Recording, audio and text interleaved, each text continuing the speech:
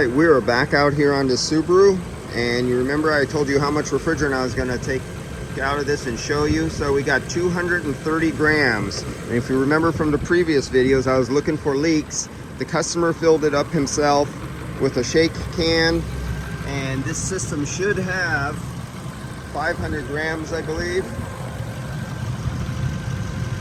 500 grams, so it should be a 500 gram system.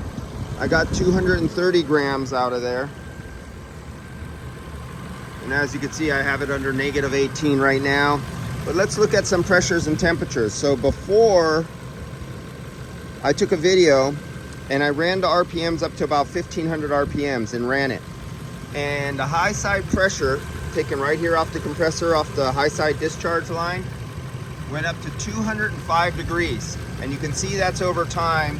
Minute 1, minute 2, we went into minute 3. After 3 minutes, it went up to 205 degrees out of the compressor.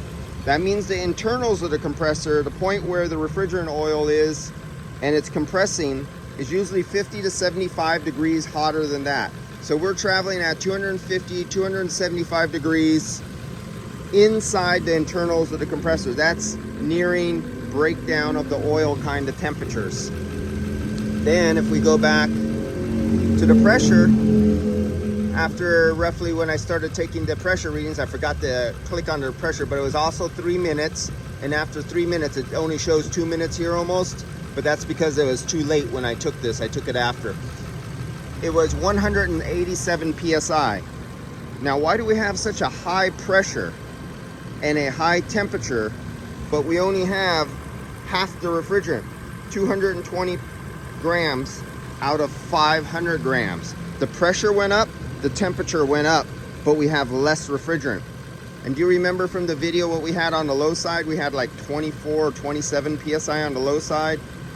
Well, wouldn't those sound kind of like normal pressure temperatures? And this is a variable displacement compressor. The valve is located right there. Don't they supposed to take over and they try to comprehend and compensate and try to do what they're trying to do to create cooling?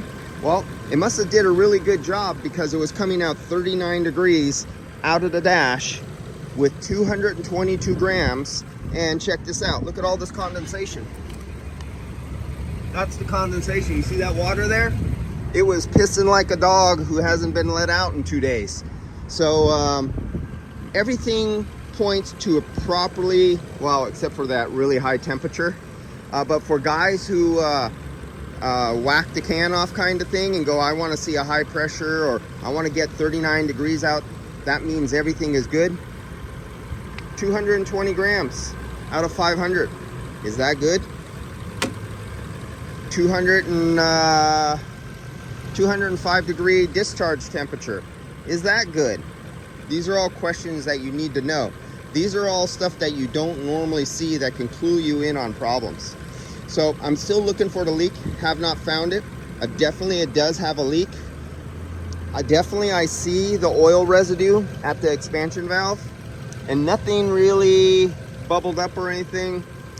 You see all this white stuff? That's because I was looking for bubbles coming through the hoses. Some sort of mystery leak that doesn't leave oil residue.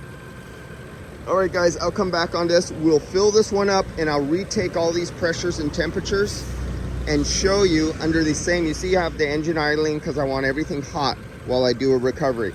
I want it hot while I have it on the vacuum pump, because by having it hot, you can boil off more moisture in the system and get the refrigerant to outgas out of the oil.